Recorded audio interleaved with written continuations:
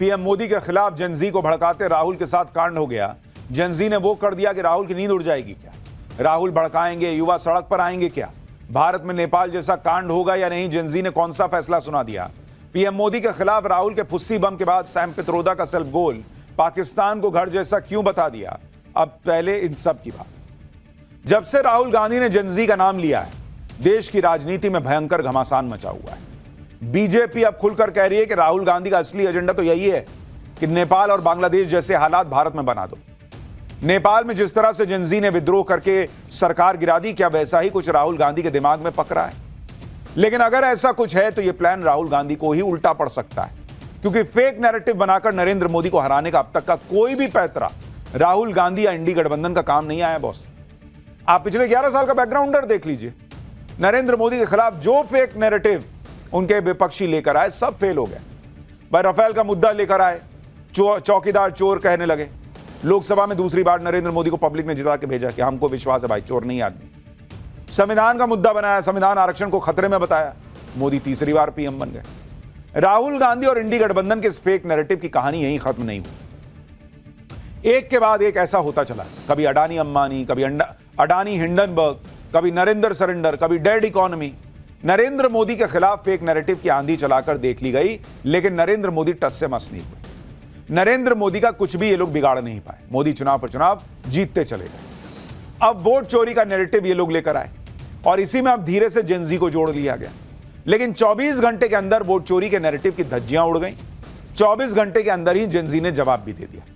पाठशाला में राहुल गांधी के जेनजी वाले दाव का उल्टा रिजल्ट आ गया है। इस रिजल्ट में राहुल गांधी पास हुए या फेल आज आपको दिखाऊंगा। जेनजी राहुल गांधी को लेकर क्या सोचता है, नरेंद्र मोदी को लेकर क्या सोचता है जेनजी।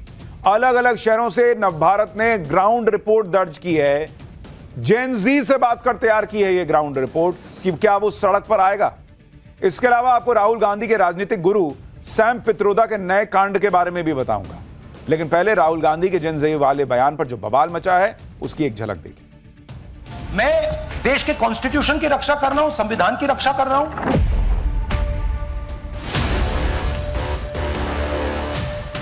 संस्थाओं के खिलाफ जो भड़का रहे हैं लोगों को, इससे देश में अराजक का माहौल बनेगा और राहुल गांधी को इससे बचना चाहिए। भारत का जो जेनजी है वो पूरी तरीके से समझदार है, जानकार है। उसको पता है कि सबसे ज्यादा नेपोटिज्म और सबसे ज्यादा भ्रष्टाचार किस सरकार में हुआ। राहुल गांधी जानबूझकर लोकतंत्र को कमजोर कर रहे हैं, देश में अराजकता फैलाना चाहते हैं।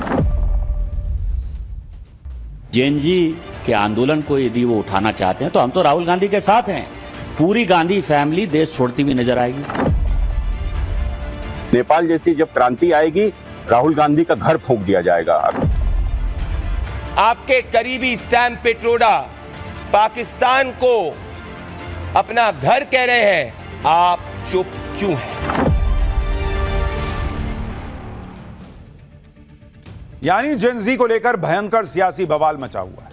और यह बवाल इसलिए मचा है क्योंकि जेनजी में वो ताकत है जिसके सामने बड़ी बड़ी सरकारें पस्त होती दिखी। नेपाल में क्या हुआ हाल में, ये सबने देखा है।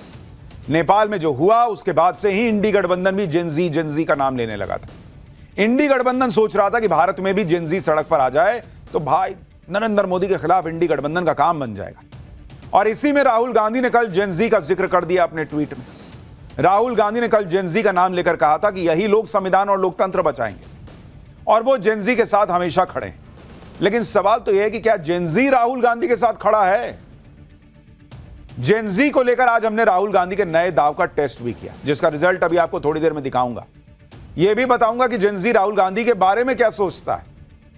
लेकिन पहले आपको दिखाता हूं कि राहुल गांधी के जेनजी वाले बयान पर उनकी सियासी क्लास कैसे लग गई। भाई राहुल गांधी की एक ही दिक्कत है, ना वो चल पा रहे ना उनके मुद्दे चल पा रहे। बीजेपी ने राहुल गांधी को क्या कहा एक बार सुनिए, फिर आपको कांग्रेस क्या जवाब दे रही है वो भी सुनवाता हूं। इसके अलावा जो अभी नेपाल और बांग्लादेश में हुआ है, जिसके साथ की राहुल गांधी अपने आप को जोड़ना चाहते हैं, दोनों जगह पर जेनजी क्या कह रहा है? हम परिवारवाद के खिलाफ हैं, परिवारवादी पार्टी के खिलाफ हैं। परिवारवाद कहां है? मोदी जी तो परिवारवादी नहीं है। मोदी जी तो ग्राउंड से जो है लड़ाई करके आए हैं, यहां ऊपर उठकर आए हैं। मैं जब आपके सामने बोल रहा हूं, मेरे परिवार में तो कोई सांसद विधायक नहीं है, मैं भी एक छोटे से गांव से उठकर जो है यहां आया हूं। जेनजी के आंदोलन को यदि वो उठाना चाहते हैं तो हम तो राहुल गांधी के साथ हैं। पूरी गांधी फैमिली देश छोड़ती हुई नजर आएगी। मुझे लगता है कि गृहयुद्ध राहुल गांधी इस देश में भड़काना चाहते हैं और इसी गृहयुद्ध के आधार पर नेहरू जी ने, उनके दादाजी ने इस देश का बंटवारा किया। उसी गृहयुद्ध को करा के जेएनजी जैसे मुद्दे को उठाकर ये इस देश के टुकड़े टुकड़े करना चाहते हैं। देखो, ये बम फोड़ना, ये विस्फोट करना, ये किस प्रकार की भाषा है? तो आतंकवादियों की भाषा है। बम फोड़ना ये पाकिस्तानियों की भाषा है। तो कुल मिलाकर ये इनका चरित्र इससे दर्शाता है। नेपाल जैसी जब क्रांति आएगी, राहुल गांधी का घर फूंक दिया जाएगा, अखिलेश यादव का घर फूंक दिया जाएगा। आप लिख लीजिए मेरी बात को। इनके सबके ऊपर, राहुल गांधी के ऊपर भ्रष्टाचार के मुकदमे हैं। राहुल गांधी के बयान पर बीजेपी गुस्से में। दूसरी तरफ इंडी गठबंधन के नेताओं के दबे अरमान बाहर आ रहे हैं। इंडी गठबंधन के नेता राहुल गांधी के जेनजी वाले बयान को सही बता रहे हैं। कह रहे हैं कि भारत में युवाओं को सड़क पर आ ही जाना चाहिए, जैसे नेपाल में हुआ था। सुनिए एक बार। तो मैं समझता हूँ युवाओं ने रास्ते पे उतरने की जरूरत है। युवाओं में बड़े पैमाने पे नाराजगी है, अन्याय की भावना निर्माण हुए। मैं समझता हूँ युवा आने वाले समय में नेपाल जैसा रास्ते पे उतरेंगे। ये एक ऐसा क्रिटिकल क्षण है हमारे लोकतंत्र के लिए कि अगर हमने सारी चीजें दुरुस्त नहीं की तो ये भरभरा के गिर जाएगा। भरभरा के इन लोगों की पॉलिटिक्स गिर गई है बॉस, और इसलिए इनको आखिरी उम्मीद दिख रही है कि किसी तरह सड़क पे आंदोलन हो जाए, कुछ नेपाल उपाल जैसा माहौल बन जाए तो फिर आए इनको आनंद। राहुल गांधी ने जेनजी का नाम लिया और नेपाल से जोड़कर रही सही कसर इंडी गठबंधन के नेताओं ने पूरी कर दी। राहुल गांधी के बयान पर विवाद हुआ तो कांग्रेस ने कहा कि उन्होंने कुछ गलत नहीं कहा है। कांग्रेस को कुछ गलत दिख ही नहीं रहा भाई। सुनिए कांग्रेस क्या कह रही है, फिर बताऊंगा जेनजी ने आज राहुल गांधी को कैसे तगड़ा जवाब दे दिया। संविधान बचाना, लोकतंत्र बचाना, वोट चोरी बचाना क्या देश के संविधान के खिलाफ है, लोकतंत्र के खिलाफ है? पर भाजपा अपने दामन में झांक के देखते हैं तो उनको नजर आती है वोट चोरी। राहुल गांधी कुछ भी कर दें, कांग्रेस वालों को कुछ गलती दिखती ही नहीं। कांग्रेस किस लेवल की पॉलिटिक्स कर रही है उसे उसमें भी कोई गलती नहीं दिखती। पीएम मोदी के मां को लेकर एआई वाला वीडियो डाले थे, इनमें इन लोगों को उसमें भी कुछ गलती नहीं दिख रही थी। हाईकोर्ट ने हटवा ना दिया वीडियो। राहुल गांधी जेनजी वाला दांव चल रहे थे, लेकिन 24 घंटे में यह दांव फेल हो गया। जेनजी से जुड़े एक चुनाव में राहुल गांधी और कांग्रेस को झटका लग गया। आज दिल्ली विश्वविद्यालय छात्र संघ का चुनाव था, उसके नतीजे जारी हुए जिसमें बीजेपी के छात्र संगठन एबीवीपी को शानदार जीत हासिल हुई। दिल्ली विश्वविद्यालय के छात्रों ने 4 में से 3 सीटें एबीवीपी को दे दी और राहुल गांधी की कांग्रेस और उसके छात्र संगठन एनएसयूआई को सिर्फ 1 सीट मिली।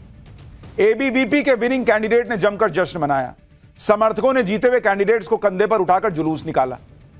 आप देखिए जेनजी बीजेपी के एबीवीपी को जिता रहा है बॉस।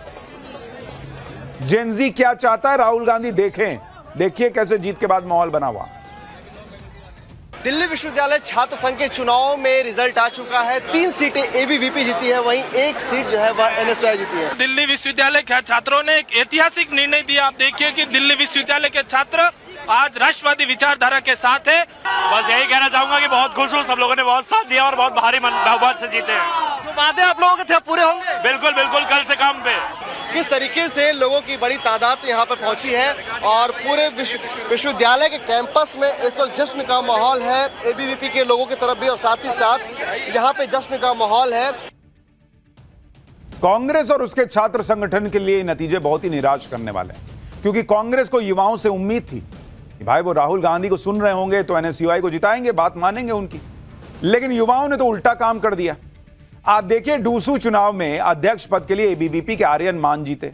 आर्यन मान को कुल 28,841 वोट मिले। दूसरे नंबर पर एनएसयूआई जोसलिन चौधरी रही, उनको 12,645 वोट मिले। उपाध्यक्ष पद के लिए एनएसयूआई के राहुल झांसला जीते, उनको 29,339 वोट मिले, जबकि एबीवीपी के गोविंद तंवर को 20,547। सचिव पद के चुनाव में एबीवीपी के कुणाल चौधरी को जीत मिली, उनको 23,779 वोट मिले। एनएसयूआई के कबीर को 19,117 वोट मिले। संयुक्त सचिव के चुनाव में भी एबीवीपी की दीपिका झा जीत गई। दीपिका झा को 21,825 वोट मिले। एनएसयूआई के लवकुश भड़ाना को 17,380 वोट मिले। यानी दिल्ली यूनिवर्सिटी छात्र संघ के चुनाव में बीजेपी के एबीवीपी ने बम्पर जीत हासिल की और राहुल गांधी की एनएसयूआई का पत्ता साफ होते होते बचा मात्र एक सीट में। लेकिन कांग्रेस कल तक ऐसे ऐसे दावे कर रही थी कि एनएसयूआई चारों सीट जीत जाएगी। इसे राहुल गांधी के हाइड्रोजन बम से जोड़ रही थी कि मोदी जी को 2-2 धमाकेदार गिफ्ट मिलेंगे जिससे वो बर्थडे मनाना भूल जाएंगे। सुनिए कैसी कैसी बातें कर रहे थे ये लोग। फिर आपको बताता हूं कि नवभारत के कैमरे पर देश के जेनजी ने राहुल गांधी के लिए क्या मैसेज भेजा है। इस बार हम चारों सीटें जीतने वाले हैं। वैसे भी आज एक हाइड्रोजन बॉम्ब का धमाका हो रहा है जो मोदी जी को ऐसी गिफ्ट मिलेगी कि शायद वो अगली बार अपना जन्मदिन मनाना भूल जाएं। एक आज राहुल गांधी देने वाले हैं और कल एनएसयूआई की चारों सीट जीतकर हम एक और उन्हें बर्थडे गिफ्ट देंगे। अगली बार से बर्थडे मनाते हुए भी वो 2 बार सोचेंगे। ये लोग इतना बोल जाते हैं कि फिर उसको यू टर्न लेना भी मुश्किल है कि मोदी जी बर्थडे मनाना भूल जाएंगे, चारों सीट एनएसयूआई जीत जाएगी। एक बड़ी मुश्किल से आई है। आज जब नतीजे आए तो बीजेपी ने कांग्रेस की क्लास लगा दी। बीजेपी ने कहा कि एनएसयूआई सिर्फ उपाध्यक्ष पद की सीट ही जीत पाई है और वहां भी जो जीता है वो एबीवीपी का पूर्व कार्यकर्ता है। राहुल गांधी को अपने घर से 10 किलोमीटर के दायरे के अंदर ही बेहद तगड़ा रियलिटी चेक मिल गया है। एबीवीपी की जीत से बीजेपी गदगद है। गृह मंत्री अमित शाह ने एबीवीपी को जीत की बधाई दी। कहा कि दिल्ली विश्वविद्यालय छात्र संघ चुनाव में एबीवीपी की प्रचंड जीत पर परिषद के कार्यकर्ताओं को बधाई। यह जीत युवाओं की राष्ट्र प्रथम की विचारधारा में अटूट विश्वास का प्रतिबिंब है। इस विजय से परिषद की छात्र शक्ति को राष्ट्र शक्ति में परिवर्तित करने की यात्रा को और गति मिलेगी। देखिए वैसे तो यह एक छात्र संघ का चुनाव था, लेकिन चूंकि राहुल गांधी इंडी गठबंधन वाले जेनजी नेपाल ये वो कर रहे थे, इसलिए इसकी महत्ता जो है वो बढ़ गई कि देखिए जेनजी क्या सोच रहा है। डूसू चुनाव में हार राहुल गांधी के लिए झटका है क्योंकि राहुल गांधी जेनजी वाला फेक नैरेटिव नरेंद्र मोदी के खिलाफ बनाने में जुटे हैं। लेकिन इस हार की फजीहत को ढकने के लिए एनएसयूआई भी वही बहाना बनाने लगी जैसा राहुल गांधी ने उपराष्ट्रपति का चुनाव हारने पर किया था। कल वोटिंग खत्म होने के बाद से ही एनएसयूआई के कैंडिडेट वोट चोरी का आरोप लगाने लगे। कह रहे थे कि चुनाव में गड़बड़ हुई है, ईवीएम में स्याही लगाई जा रही है जिससे एबीवीपी के कैंडिडेट को वोट बढ़ाया जा सके। जो राहुल गांधी कह रहे हैं वही एनएसयूआई वाले गाना शुरू कर दिए कि वोट चोरी हुई है। सुनिए कल क्या कहा था उनके अध्यक्ष पद के कैंडिडेट ने। विश्वविद्यालय प्रशासन से, दिल्ली की सरकार से और देश की सरकार से पूछना चाहती हूँ कि जो मैंने मेहनत करी है और जो आज के दिन 4-5 घंटों में मेरी सारी मेहनत पर पानी फेरा जा रहा है, जो चीटिंग हो रही है उसका रिस्पॉन्सिबल कौन है। मैं देश की सरकार से पूछना चाहती हूँ कि वोट चोरी का मुद्दा तो आप यहाँ तक ले आए, स्टूडेंट छात्र कैसे एक दिल्ली विश्वविद्यालय में चुनाव लड़। ये चिटिंग है। राहुल गांधी से लेके उनके छात्र संघ के नेता तक यही गाना गा रहे हैं, ये चिटिंग है। मोदी जी कैसे जीत गए, ये चिटिंग है। ये सही है कि चुनाव जीत जाओ तो सब ठीक, हार जाओ ईवीएम खराब, वोट चोरी, फलाना ढिमकाना, संवैधानिक संस्थाओं को कटघरे में खड़ा कर दो। बॉस पब्लिक नहीं पसंद कर रही, राहुल गांधी को नहीं समझ में आ रहा, कांग्रेस को नहीं समझ में आ रहा। ये जेनजी बता रहा है बॉस कि ये सब नहीं चलेगा।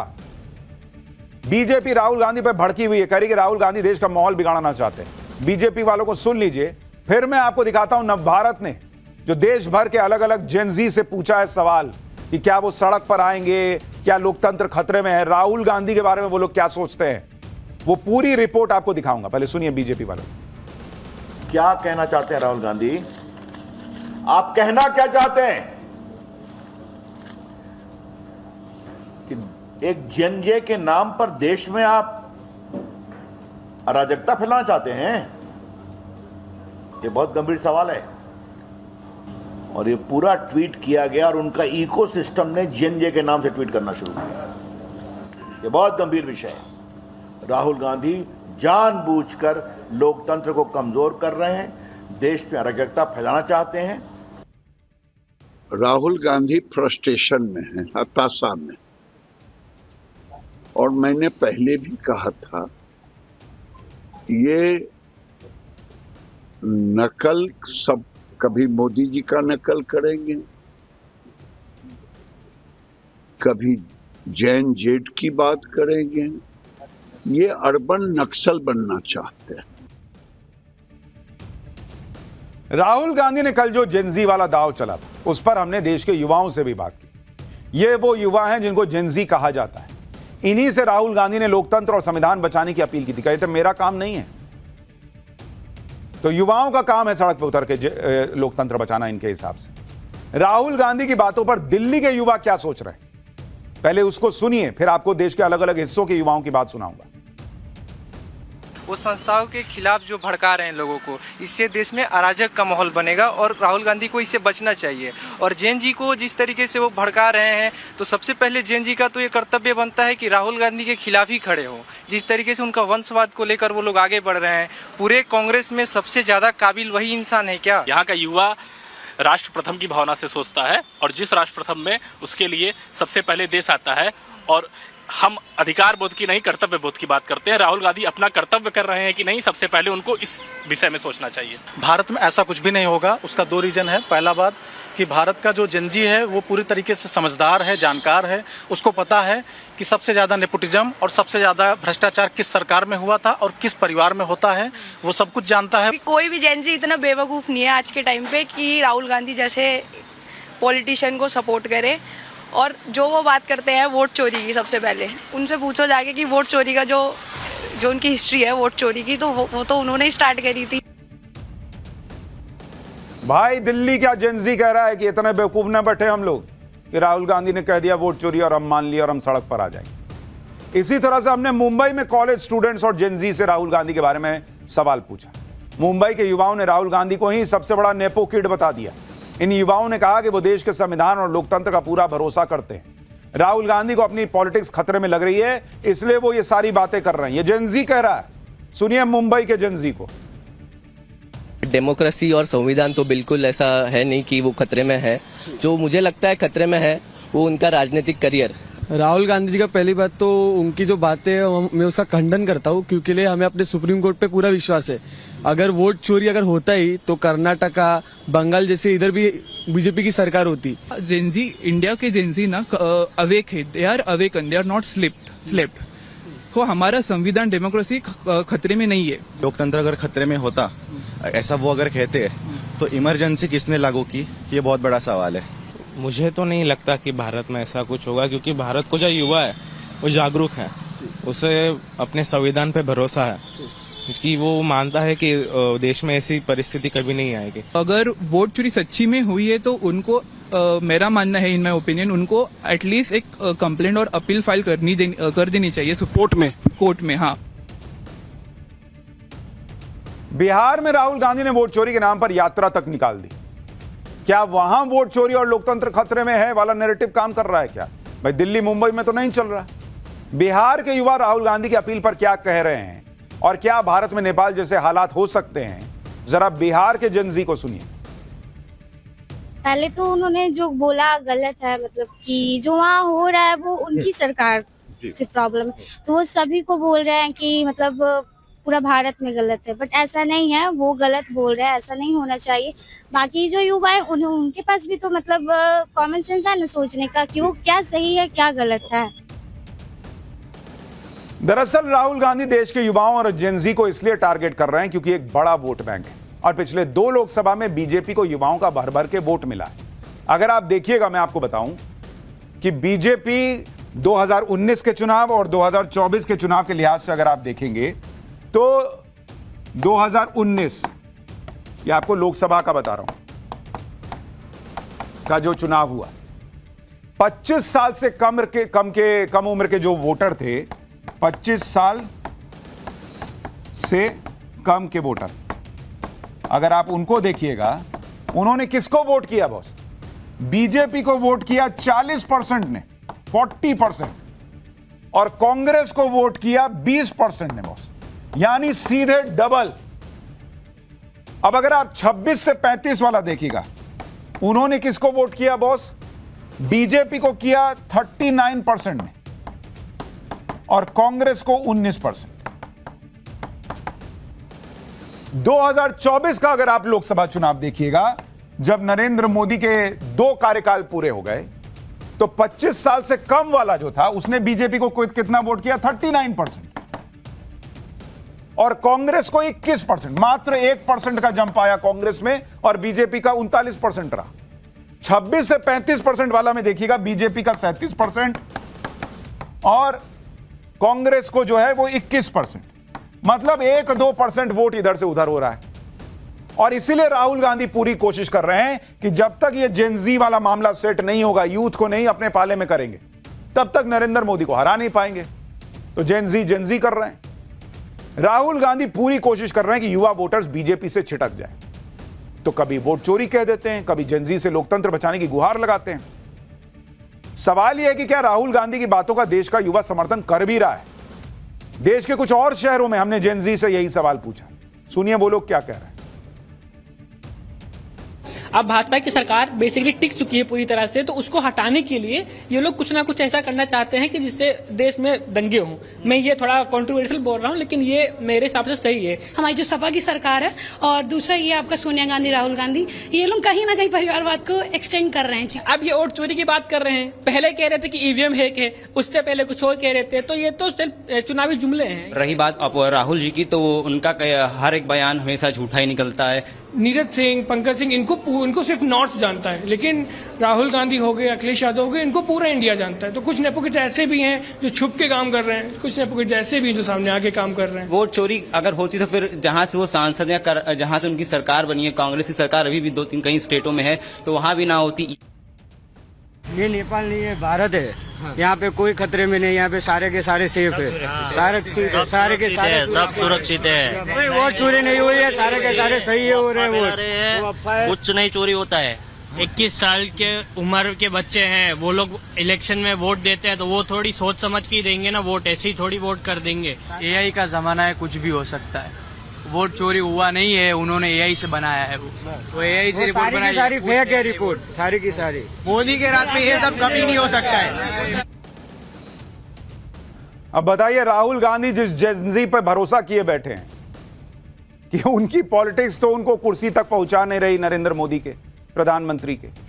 जेनजी शायद धक्का दे दे के कंधे पे उठा के पहुंचा देगा। वो जेनजी अलग मोदी कर रहा है। बात चोरी वोरी नहीं हुई है, वोट चोरी मोदी के राज में वोट चोरी हो ही नहीं सकती है, वो जेनजी कह रहा है। लेकिन राहुल गांधी की एक मुसीबत है, एक तरफ रायता फैला हुआ है, इधर समेटिए उधर फैलता है, उधर समेटिए उधर फैलता है।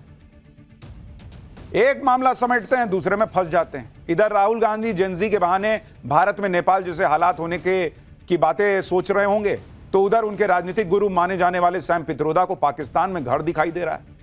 विदेश नीति के सवाल पर बोलते हुए इंडियन ओवरसीज कांग्रेस के चीफ सैम पित्रोदा ने कह दिया कि उन्हें तो पाकिस्तान घर जैसा लगता है। इतना ही नहीं, सैम पित्रोदा ने आतंकी पाकिस्तान से बातचीत की वकालत कर दी, पाकिस्तान पर भारत की जवाबी कार्रवाई पर सवाल उठा दिए।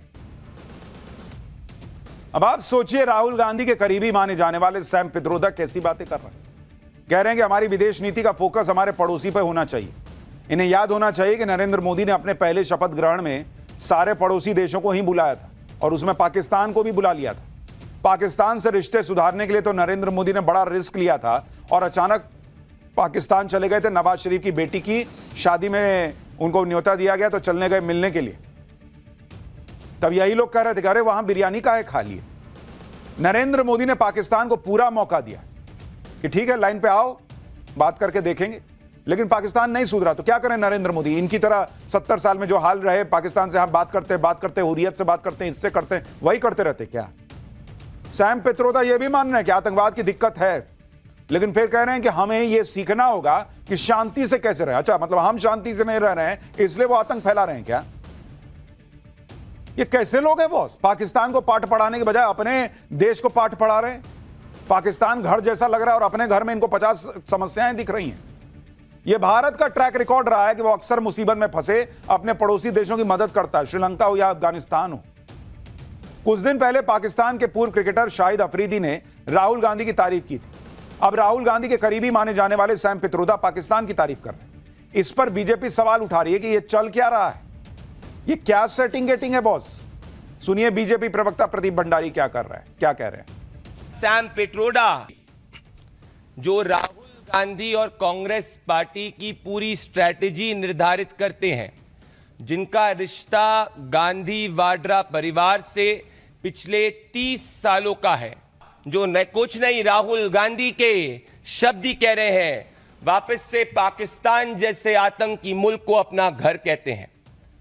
मतलब ये साफ हो गया एक तरफ राहुल गांधी इस देश में अराजकता फैलाने का प्रयास झूठ के बुनियाद पे करते हैं, दूसरी तरफ राहुल गांधी के करीबी पाकिस्तान को अपना घर कहते हैं।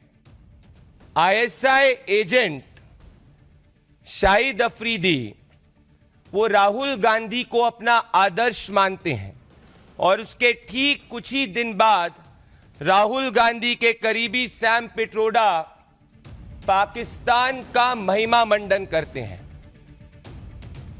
यानी राहुल गांधी और कांग्रेस पार्टी जैसे होता ना जलेबी छनती है तो उसमें गोला गोला गोला गोला, ये लोग गोले में फंसते जा रहे हैं। काम ही ऐसा कीजिएगा तो फंसेगा ही।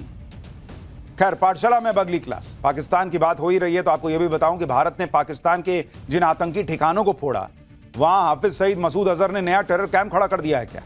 आतंकी अड्डों का रिनोवेशन, नए आतंकियों की भर्ती, मुनीर मसूद अजहर खुद मोदी के हाथों पिटने की तैयारी कर रहे हैं क्या? अब इसका चैप्टर। भारत ने ऑपरेशन सिंदूर में पाकिस्तान के अंदर 9 बड़े आतंकी ठिकाने तबाह किए थे, जिसमें लश्कर तैयबा का मुरीद के हेडक्वार्टर और जैश ए मोहम्मद का बहावलपुर का हेडक्वार्टर ब्रह्मोस मिसाइलों की वजह से खंडर बन गया था। इसके बाद से ही पाकिस्तान के पालतू आतंकवादियों का रोना पीटना मचा हुआ था। आए दिन पाकिस्तान में आतंकवादियों की शोक सभाएं चल रही थी, लेकिन अब लग रहा है कि पाकिस्तान के आतंकी अड्डों पर ऑपरेशन सिंदूर पार्ट 2 करने का वक्त आ चुका है, क्योंकि अब पाकिस्तान के असीम मुनीर ने हाफिज सईद और मसूद अजहर जैसे आतंकी आकाओं के साथ मिलकर आतंक के स्ट्रक्चर को खड़ा करना शुरू कर दिया। पाकिस्तान के मुरीद के में लश्कर तैयबा का हेडक्वार्टर दोबारा बनना शुरू हो गया है, कहा जा रहा है।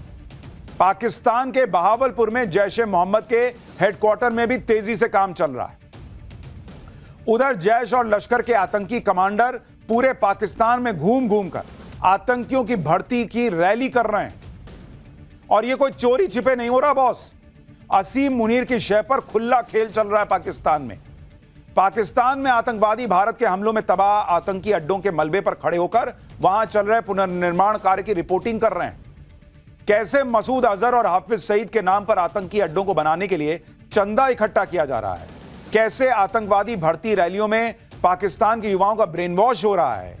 क्या सब कुछ इस तरफ इशारा कर रहा है कि ऑपरेशन सिंदूर पार्ट 2 जल्द लॉन्च करना ही होगा? ऑपरेशन सिंदूर में भारत ने पाकिस्तान में मौजूद आतंकी अड्डों को फोड़कर पाकिस्तान को जो सदमा दिया था, उसे आज तक आतंकवादी भूल नहीं पा रहे। आज भी आतंकवादियों की जमातों में इसका मातम चल रहा है। आतंकवादियों के लीडर खुलेआम कबूल कर रहे हैं कि भारत में उनके अड्डों को मलबे में बदल दिया। पाकिस्तान के पंजाब में मौजूद मुरीदके में लश्कर तैयबा का कुख्यात मरकज तैयबा कैंप भी भारतीय सेना ने तबाह किया था। और अब उसी मुरीद के कैंप के खंडरों के सामने खड़े होकर लश्कर का कमांडर कासिम कबूल कर रहा है कि वहां से आतंकियों का ट्रेनिंग कैंप ऑपरेट हो रहा था। आतंकी कमांडर धमकी दे रहा है कि अब यहां इससे भी बड़ा आतंकी कैंप बनेगा। आप बाईं तरफ जो तस्वीर देख रहे थे उसी को तबाह किया गया था। अब उस तबाही के मंजर पर खड़े होकर कहा जा रहा है कि यहां और आतंकी पैदा करेंगे। यानी वो खुद कह रहा है कि यहां से बड़े बड़े मुजाहिदीन निकले हैं और अब उससे भी बड़ी मस्जिद बनाएंगे वहां पर। यानी एक और बड़ा टेरर कैंप खड़ा करने की बातें हो रही, क्योंकि वहां मस्जिद के नाम पर वही तो चल रहा था, ब्रेन वॉश करो और वहां पर मुजाहिदीन तैयार करो। मुरीदके में जिस खंडर के सामने खड़े होकर आतंकी बड़े बड़े दावे कर रहा है, यहीं पर हाफिज सईद के आतंकी संगठन लश्कर तैयबा का हेडक्वार्टर मरकज तैयबा हुआ करता था, जिसे 7 मई की रात भारत की ब्रह्मोस मिसाइल ने उड़ा दिया था। इसके बाद अगस्त में लश्कर के इस हेडक्वार्टर को दोबारा बनाने का काम शुरू हो चुका है, जिसके लिए जेसीबी मशीन लगाकर रात के अंधेरे में लश्कर के हेडक्वार्टर की खंडर हो चुकी इमारतों को पूरी तरह गिरा दिया गया। तस्वीर देखिए कैसे जेसीबी काम कर रही है। वहां यहां दोबारा से नई बिल्डिंग का निर्माण हो सके, इसकी तैयारी चल रही है। लश्कर के हेडक्वार्टर को दोबारा बनाने के लिए पाकिस्तानी सरकार, आईएसआई और फौज की तरफ से फंडिंग हुई है। हाफिज सईद चाहता है कि फरवरी 2026 तक लश्कर का यह हेडक्वार्टर दोबारा बनकर तैयार हो जाए। लश्कर आतंकियों का चीफ ट्रेनर मौलाना अबू जर और कमांडर यूनुस शाह बुखारी इसकी निगरानी कर रहे हैं। लश्कर के हेडक्वार्टर को दोबारा से खड़ा करने में असीम मुनीर पर्सनली इंटरेस्ट भी ले रहा है। खबर तो यह भी है कि पाकिस्तान सरकार को बाढ़ राहत के लिए आईएमएफ से जो रिलीफ फंड मिला था, उसके 4 करोड़ रुपए भी धीरे से निकालकर असीम मुनीर ने मुरीदके में लश्कर हेडक्वार्टर बनाने में लगा दिए कि जाओ भाई बनाओ। बाढ़ में पब्लिक मरती है तो मर जाए, ये लोग तो है ही वैसे मरने के लिए। लेकिन तुम लश्कर का कैंप बनाओ, वहां आतंकी ट्रेन करो ताकि हम भारत में कुछ कर सकें। ऑपरेशन सिंदूर में तबाह हुए आतंकी ठिकानों को दोबारा से आबाद करना और बर्बाद हो चुके आतंकवादियों को पनाह देना पाकिस्तान की पॉलिसी है। भारत के हमलों में मारे गए आतंकियों के जनाजों में शिरकत करके और आतंकियों के जनाजों को कंधा देकर पाकिस्तानी फौज और हुक्मरानों ने खुद यह बात पूरी दुनिया को बता दी थी। पाकिस्तान के रक्षा मंत्री ख्वाजा आसिफ तो खुद कह चुके हैं भाई कि भारत के हमलों में बर्बाद हुए आतंकी अड्डों को दोबारा खड़ा करना उनका फर्ज है। लश्कर तैयबा और जैश ए मोहम्मद जैसे आतंकवादियों के महफूज ठिकानों को भारत ने ऑपरेशन सिंदूर में फोड़ डाला था। अब पाकिस्तान इन आतंकी अड्डों को खुलेआम फंडिंग कर रहा है और आतंकी संगठन भी चंदा इकट्ठा कर रहे हैं। आप देखिए कि ऑपरेशन सिंदूर के दौरान भारतीय सेना ने पाकिस्तान के बहावलपुर में जैश ए मोहम्मद के हेडक्वार्टर सुभान अल्लाह मस्जिद को ध्वस्त कर दिया था। अब मसूद अजहर भी जैश हेडक्वार्टर को फिर से तैयार करवा रहा है। इसके साथ ही जैश ए मोहम्मद पूरे पाकिस्तान में मस्जिदों के नाम पर 313 टेरर ट्रेनिंग कैंप भी बनवा रहा है। इसके लिए जैश ए मोहम्मद ने 391 करोड़ रुपए चंदा जुटाने का टारगेट सेट किया है, जिसका जिम्मा मसूद अजहर ने अपने भाई तलहा अल सैफ को सौंपा हुआ है कि तुम पैसा लाओ, उससे हम लोग बनाएंगे और फिर आतंकी तैयार करेंगे। आपको दिखा रहा हूं कि मस्जिदों के निर्माण के नाम पर जैश ए मोहम्मद कैसे टेरर कैंप्स के लिए चंदा खोरी में जुटा हुआ है। यह तस्वीर देखिए, यह वो चंदा रसीद है जो जैश पूरे पाकिस्तान में काट रहा है। यह चंदा रसीदें मस्जिद मरम्मत के नाम पर काटी जा रही हैं, लेकिन चंदे की रकम का इस्तेमाल जैश के अड्डे को तैयार करने में हो रहा है। लेकिन सवाल यह है कि 21,000 रुपया और 2500 रुपया ये भिखारी पाकिस्तान में ये दे कौन रहा है? 50,000 का भी किसी ने चंदा काट दिया है कि कौन दे रहा है भाई 50,000 पाकिस्तान में, जहां आटे के लिए मार मच जाती है। चंदे के लिए जैश ए मोहम्मद अपने आका मसूद अजहर के नाम का खुलेआम इस्तेमाल कर रहा है। एक और चंदे की रसीद देखिए, इसमें बाकायदा मसूद अजहर का नाम लिखा हुआ है। उसे हजरत अमीर अल मुजाहिदीन यानी मजहबी युद्ध का नेता बताया गया है। एक तरफ पाकिस्तान में आतंकी अड्डों का रिनोवेशन और रिकंस्ट्रक्शन चल रहा है, दूसरी तरफ आतंकी संगठन खुलेआम भर्ती अभियान चला रहे हैं। जैसे ये वीडियो देखिए, पाकिस्तान के खैबर पख्तूनख्वा में जैश ए मोहम्मद ने एक बड़ी भर्ती रैली की। इसे मजहबी रैली के नाम पर आयोजित किया गया, लेकिन इसका असल मकसद जैश के शोहदाए इस्लाम ट्रेनिंग कैंप के लिए भर्ती करना था। इस रैली में युवाओं की भीड़ देखिए, जिन्हें जैश का टॉप कमांडर मसूद इलियास कश्मीरी बरगला रहा है, कट्टरपंथी भाषण देकर उनका ब्रेन वॉश कर रहा है। जरा मंच का वीडियो देखिए, इलियास कश्मीरी की सिक्योरिटी में बंदूकें लेकर गार्ड खड़े हैं, जिनमें से कुछ के चेहरों पर नकाब है जो जैश के आतंकी थे और कुछ पाकिस्तानी फौज और पुलिस की वर्दी में भी, यानी फौज और पुलिस भी आतंकी भर्ती रैली को सुरक्षा दे रही थी। यह कोई लॉजिक है बॉस? कह रहा है कि भारत से लेकर अमेरिका से लेकर नेटो देश से लेकर रशिया तक किसी एक आदमी का जिक्र हो रहा है तो वो मसूद अजहर का रहा है। अरे भाई, उसको टेररिस्ट के तौर पर डिस्कस किया जा रहा है। कोई उसको शांति पुरस्कार, नोबेल पुरस्कार देने के लिए डिस्कस कर रहे हैं क्या? ये तो वो वाली बात हो गई कि गली में एक कोई कुत्ता है जो सबको काट रहा है, तो फलाने बंगले से लेकर फलाने बंगले तक देख रहे हैं उस कुत्ते का जिक्र चल रहा है जो गली में सबको काटता फिर रहा। अरे भाई, वो काट रहा है इसलिए जिक्र हो रहा है, उसको कोई सम्मान थोड़ी दे रहा है, कोई घर में ले जाके पालना थोड़ी चाह रहा है। भारत के ऑपरेशन सिंदूर ने पाकिस्तान के आतंकवादियों को खून के आंसू रुला दिया, लेकिन अब जिस तरह से पाकिस्तान में असीम मुनीर और शहबाज शरीफ की शय पाकर हाफिज सईद और मौलाना मसूद अजहर सिर उठा रहे हैं, ऐसा लग रहा है कि भारत का ऑपरेशन सिंदूर जो होल्ड पर है उसे दोबारा स्टार्ट करने का वक्त जल्दी ही आने वाला है। और अभी कल ही भारत के chief of defence staff general Anil Chauhan ने कहा है कि ऑपरेशन सिंदूर का पार्ट 2 पहले से कई गुना ज्यादा ताकतवर होगा। तो पाकिस्तान तो खुद अपनी कब्र खोद रहा है भाई। सुनिए सीडीएस ने क्या कहा था। There would be a number of lessons for the Army, Navy and Air Force, even space and cyber, in how we conducted operations, whether there is more coordination required, more coordination within that particular domain or inter-domain coordination. So there are hundreds of lessons which we all have taken into account and trying to put in place so that next time we do things, we'll do it much better than what we did this time. Pakistan को हाफिज सईद और मसूद अजहर जैसे आतंकवादी और उनके आतंकी संगठन बड़े अच्छे लगते हैं, क्योंकि इनके जरिए वो भारत में आतंकी हमले करवाता है। लेकिन इसी पाकिस्तान को बलूचिस्तान लिबरेशन आर्मी से डर लगता है, क्योंकि बीएलए बलूचिस्तान में पाकिस्तानी फौज के अत्याचारों का विरोध करती है। इसलिए पाकिस्तान ने चीन की मदद से संयुक्त राष्ट्र सुरक्षा परिषद यूएनएससी में बीएलए को आतंकी संगठन घोषित करने के लिए प्रस्ताव पेश किया, लेकिन ऐसा करके पाकिस्तान खुद एक्सपोज हो गया। अमेरिका, ब्रिटेन और फ्रांस ने इस प्रस्ताव को खारिज कर दिया। यूएनएससी में कहा गया कि बीएलए को आतंकी संगठन घोषित करने के लिए कोई ठोस वजह नहीं है। फ्रांस और ब्रिटेन ने कहा कि बीएलए के अलकायदा और आईएसआईएस के साथ संबंध के कोई सबूत नहीं है। यानी यूएनएससी में बीएलए को आतंकी संगठन घोषित करने के लिए पाकिस्तान ने जो तिकड़में लगाई थी वो सारी फेल हो गई। खास यह बात यह है कि जिस अमेरिका ने पाकिस्तान के कहने पर बीएलए को 1 महीना पहले आतंकी संगठन घोषित किया था, उसी अमेरिका ने पाकिस्तान को यूएनएससी में धोखा दे दिया। तो जैसा देश है वैसे उसके दोस्त हैं। पाठशाला में अब अगला चैप्टर, पीएम मोदी के नए भारत के खिलाफ सबसे बड़ी साजिश फेल, कहां बरस पड़े लाखों करोड़ रुपए, रॉकेट बनी भारतीय इकोनॉमी का गोल्डन मोमेंट शुरू, पीएम मोदी के तूफानी फैसले का काउंटडाउन शुरू हो गया है क्या, आईफोन के लिए लंबी लाइन, मारपीट, एप्पल स्टोर के बाहर ऐसा क्या क्या हुआ जो देखकर चौंक गए, आपको अब इसके बारे में बताता हूं। पिछले कुछ समय से भारत की इकोनॉमी के पीछे कई लोग पड़े। इनका मकसद भारत की इकोनॉमी को टारगेट करना रहा और हमने आपको पाठशाला में फैक्ट्स के साथ, सबूतों के साथ यह समझाया था कि इन लोगों को लगता है कि नरेंद्र मोदी को कुर्सी से नीचे उतारना है, तो जिस इकोनॉमी को इन्होंने रॉकेट बना रखा है जो दुनिया में कोई नहीं कर पा रहा, उस इकोनॉमी को धक्का मारो।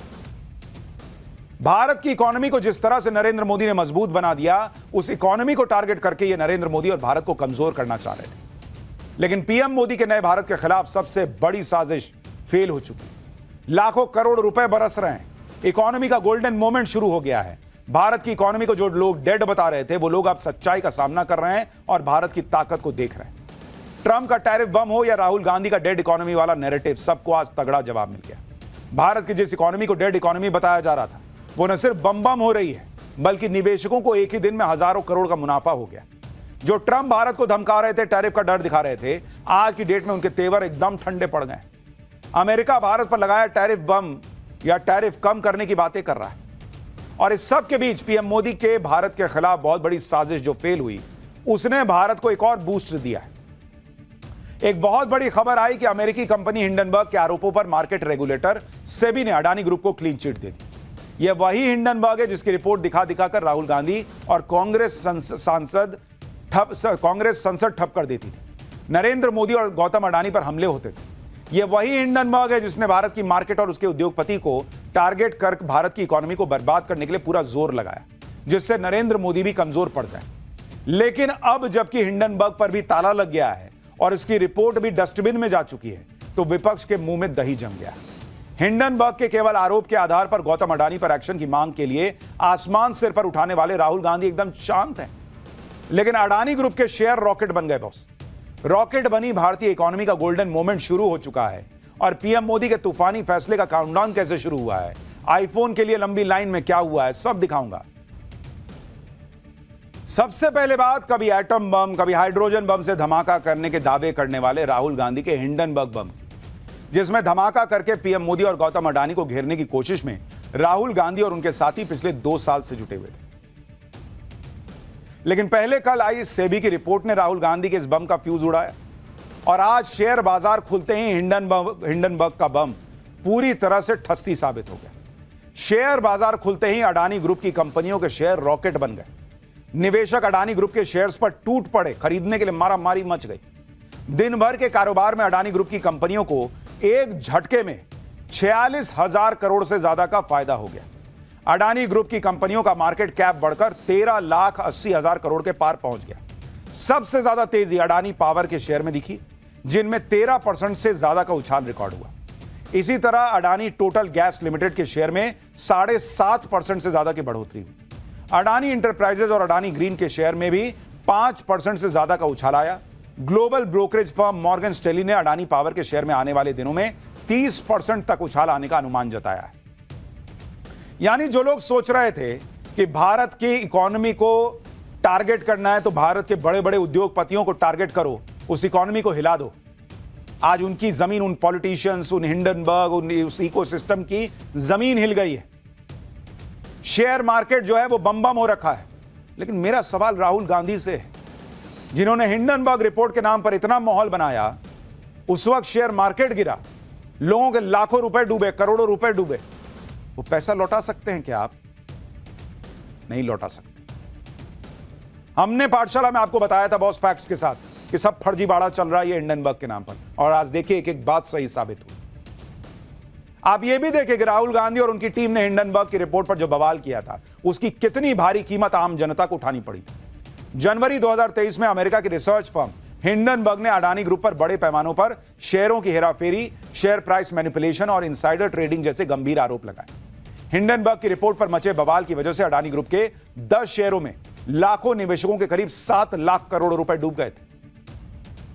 और अब जबकि मार्केट रेगुलेटर सेबी ने हिंडनबर्ग की रिपोर्ट में अडानी ग्रुप पर लगाए गए सभी आरोपों को खारिज कर दिया है, तो सवाल उठ रहे हैं कि क्या इस रिपोर्ट को लेकर बवाल करने वाले नेता और उनका इकोसिस्टम आम आदमी के उस पैसे की भरपाई करेगा जो पैसा डूब गया? राहुल गांधी, उनका पूरा इकोसिस्टम उन लोगों का पैसा वापस कर सकता है क्या जो उनके हंगामे की वजह से डूब गया?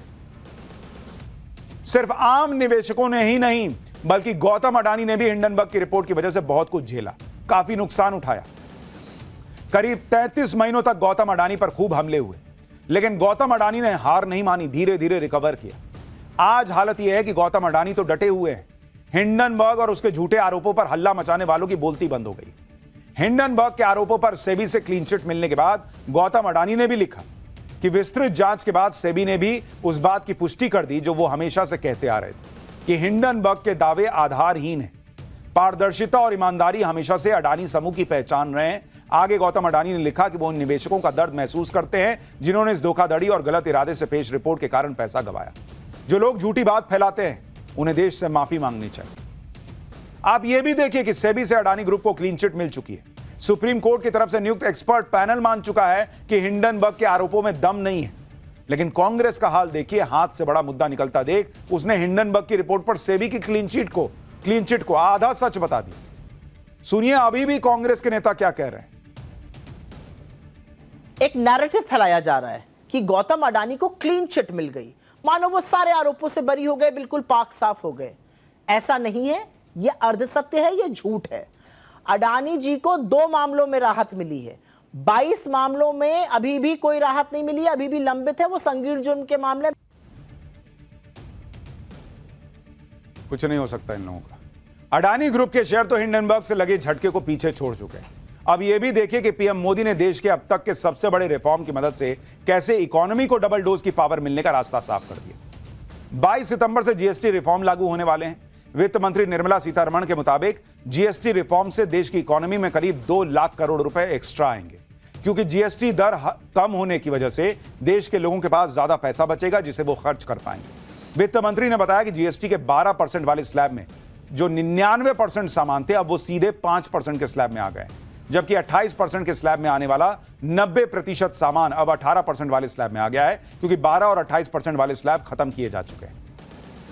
एक तरफ नरेंद्र मोदी के खिलाफ एक्टिव इकोसिस्टम एक एक करके निपट रहा है और पीएम मोदी भारत को न्यू वर्ल्ड ऑर्डर का लीडर बनाने के लिए नए इतिहास रच रहे हैं। ग्लोबल क्रूज टूरिज्म के मैप पर भारत की जगह मजबूत करने के लिए मुंबई में देश का सबसे बड़ा world class international cruise terminal बनकर तैयार है। आप तस्वीर देखिए बॉस, क्या जबरदस्त टर्मिनल बना है, क्रूज टर्मिनल मुंबई में।